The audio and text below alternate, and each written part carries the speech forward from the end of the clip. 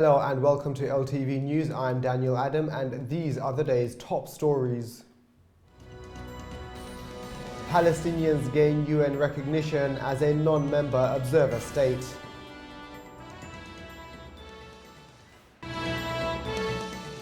Anti-government protests continue in Egypt despite calls of calm from the country's president.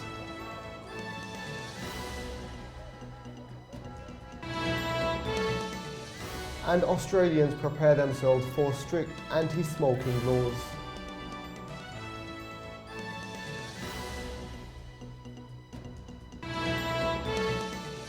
Here are the top stories from the Middle East.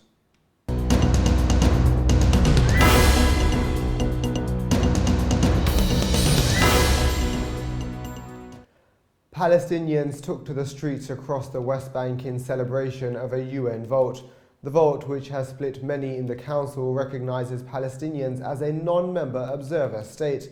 However, as the following report explains, not everybody is happy with the move. As Ramallah residents ventured onto the streets, posters attached to railings and the front pages of newspapers were all that could be seen from the overnight celebrations.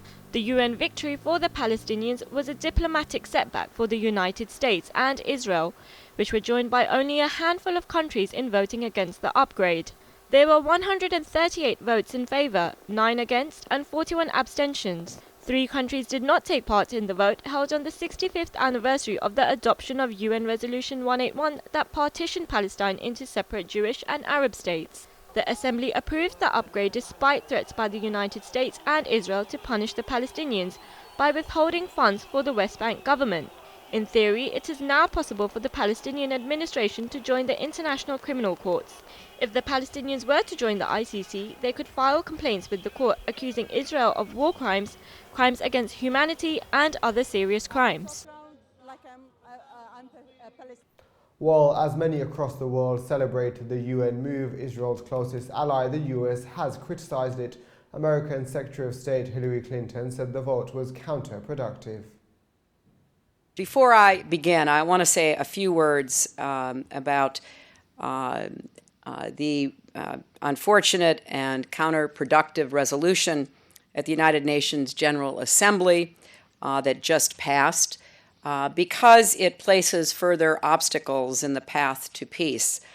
We have been clear that only through direct negotiations between the parties can the Palestinians and Israelis achieve the peace they both deserve. 2 states for 2 people, with a sovereign, viable, independent Palestine living side by side in peace and security with a Jewish and democratic Israel. Thank you very much. Thank you. Anti-government protests have gained momentum across Tunisia as demonstrators call on the government to deal with unemployment rates.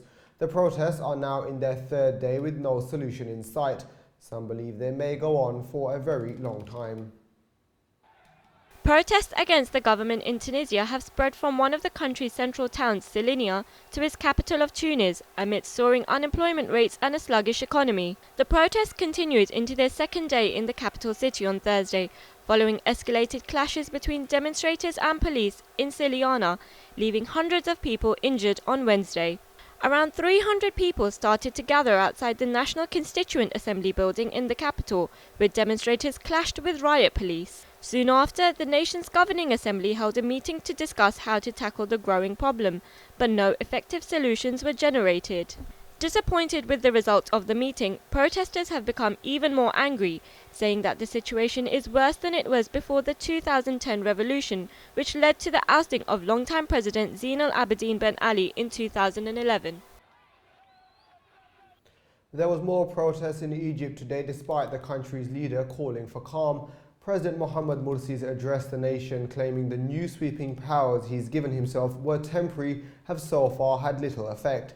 And now there's fears that the demonstrations could lead to a nationwide movement.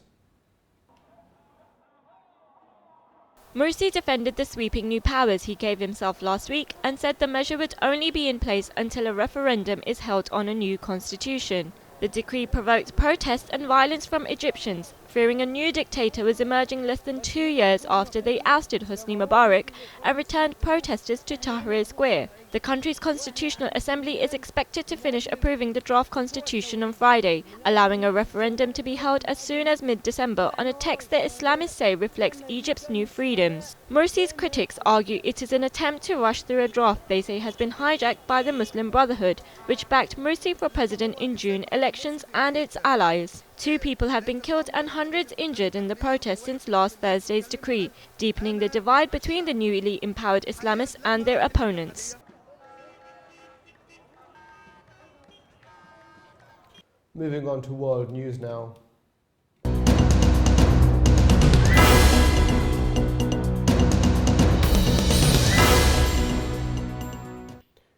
Strict anti-smoking laws are to come into effect in Australia tomorrow, hoping to deter people from the habit. Under the new laws, all cigarette packages will show images of the negative health implications. They will also be dressed down with no colours and small fonts. On December 1st, Australia's stringent anti-tobacco laws making manufacturers package cigarettes in drab olive green packs with pictures of ill babies and diseased body parts will come into effect. The legislation, the toughest in the world, strips packs of all branding, bright colours and logos, leaving only the name printed in identical small font. However, some smokers in Sydney said the new packaging with graphic images are not likely to make them think twice about buying their regular packs of cigarettes. Australia's plain packaging laws are a potential watershed for the global industry, which according to World Health Organization statistics, serves 1 billion regular smokers. The government says the aim is to deter young people from smoking by stripping the habit of glamour. It is relying on studies showing that if people have not started smoking by age 26, there is a 99% chance they will never take it up. Well, they hit home, of course, but we already know that as a smoker. We already know the effects. Especially being 20 years smoker, you know, we know it's our choice.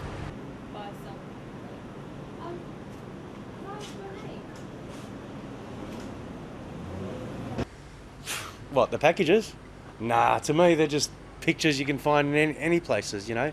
They mean nothing to me. Honestly, I'm actually trying to stop smoking, but the truth is, the only reason why I'm trying to stop is my little girl. A US Army private facing court-martial on suspicion of leaking secret documents to the WikiLeaks webpage has testified, claiming he was confined to a cage in the early days of his arrest in 2010 and thought he would die there. Bradley Manning, in his first public comment since his arrest in Iraq, said his isolation quickly led to a breakdown and his military captors eventually put him on suicide watch. The low-ranking soldier faces up to life in prison if convicted of charges that he played a role in the massive leak of secrets by WikiLeaks.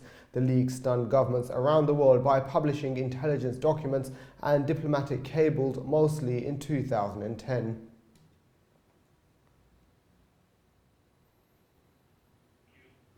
Russia is bracing itself for more snow as the country's capital struggles to deal with the latest weather issues. In the last 2 days, Moscow has been battered with unusual high snowfall, and many are now finding it increasingly difficult to go about their daily business. According to local media, meteorologists say some 30 centimeters of snow fell in the Russian capital in the last 24 hours. City services engaged 7,000 workers to clear snow from streets and roofs. 12,000 snow-clearing trucks and snow plows were put into action. Moscow's Weather Bureau said the amount of snow on Thursday's morning was 16 centimeters, which is at least double the norm.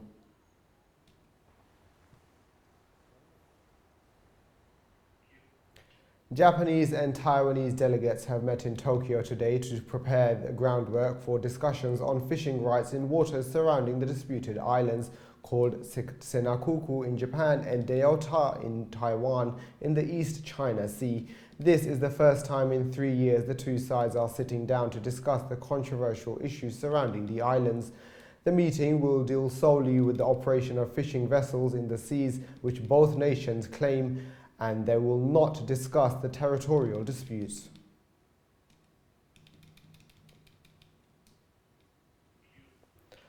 Now let's take a look at the world of arts and culture.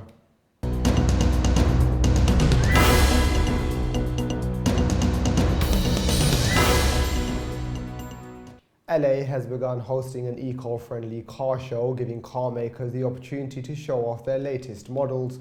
Fiat was among the several automakers looking to plug in and go green at this year's show, unveiling its 500e model, an all-electric version of its popular minicar. With its debut, the Italian car maker hopes to bring style to the growing electric car market. General Motors Chevrolet also unveiled its first all-electric vehicle. GM's representative Pamela Fletcher says eco cars are a step in the right direction. For us, a progression to add the Spark EV to our fleet is natural, to expand on providing a host of solutions for people that truly want to be able to, reduce their gasoline consumption, be emissions free. So I see that adoption rate, being enabled by the Volt, will continue to be enabled by cars like the Spark EV and grow over time.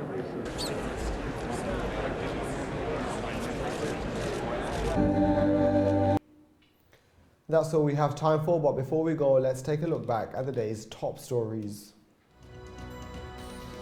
Palestinians gain UN recognition as a non-member observer state.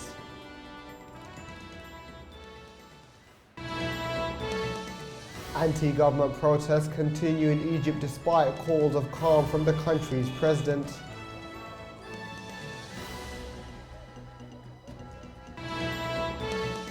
And Australians prepare themselves for strict anti-smoking laws.